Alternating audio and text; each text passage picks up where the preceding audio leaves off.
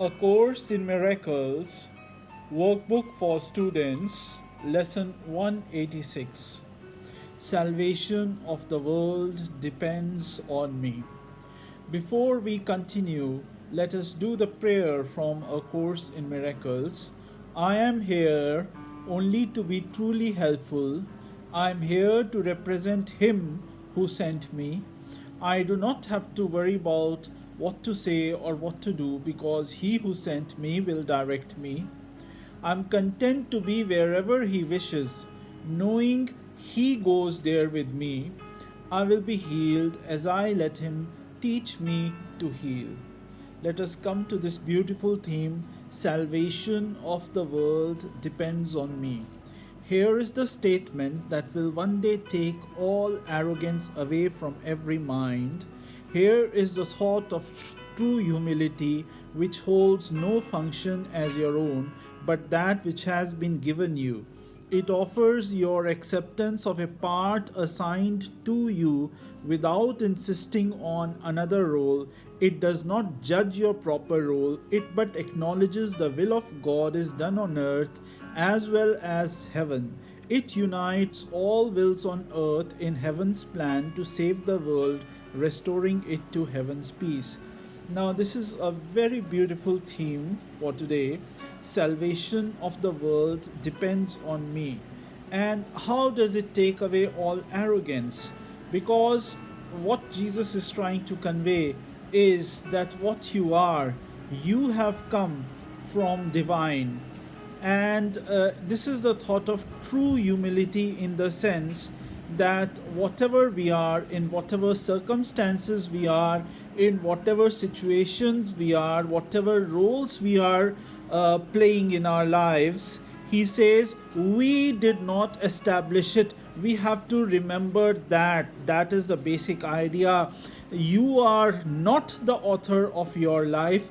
It is He who sent us. It is God who is the author of our life. So wherever we are, in whatever situation we are, in whatever way we are, it is His will. And that's why he says that here is the thought of true humility, which holds no function as your own, but that which has been given you. So everything here has been given.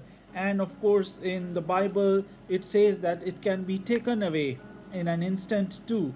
But we must remember that it is all given us. So again, he says that today's idea may seem quite sobering until you see its meaning.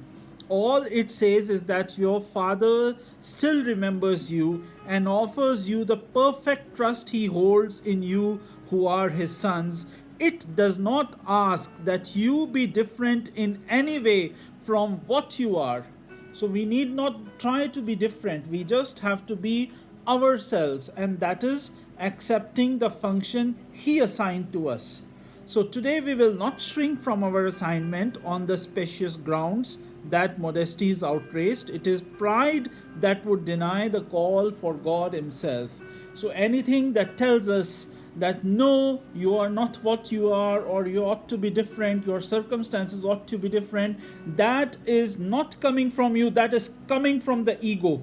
And that one has to be very difficult. It's of course a difficult process to discern, and this is what the whole A Course in Miracles is all about: to learn of yourself. What is your purpose here? Why are you here? So and he says that there is one way and only one to be released from the imprisonment your plan to prove the false is true has brought you. Accept the plan you did not make. Instead, judge not your value to it. If God's voice assures you that salvation needs your part and that the whole depends on you, be sure it is so.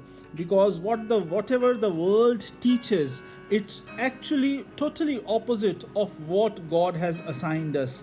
And he says at one place that we are so flickering. At one moment we are very happy, at another moment we are very sad. Our states change. Now he says that, is this the Son of God? You have come from God, and could He create such instability and call it Son? He who is changeless shares his attributes with his creation. All the images his son appears to make have no effect on what he is. So, and these unsubstantial images will go and leave your mind unclouded and serene when you accept the function given you. The functions which the world esteems are so uncertain that they change 10 times an hour at their most secure. So whatever world tells us, or the functions that world assigns us, it says 10 times our mood changes, our thinking changes, our emotions change. So this cannot be from God, who is same in all circumstances, who is full of joy, who is full of love. This certainly cannot be from God. This is coming from ego. And so he says that arrogance makes an image of yourself that is not real. It is this image which quails and retreats in terror as the voice for God assures you that you have the strength, the wisdom, and the holiness to go beyond all images. You are not weak, as is the image of yourself. You are not ignorant and helpless. Sin cannot tarnish the truth in you, and misery can come not near the holy home of God. All this the voice of God relates to you, and as he speaks, the image trembles and seeks to attack the threat it does not know, sensing its basis crumble. So when ego finds out that you are progressing on the path, it will give you 10 different thoughts wherein you will get confused.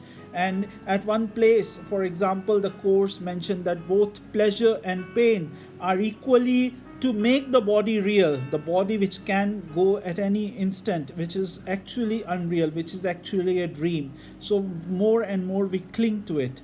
So ultimately, what is the solution? How can we get back to the idea salvation of the world depends on me? Again, Jesus says, do as God's voice directs. And if it asks a thing of you which seems impossible, rather who it is that asks and who would make denial?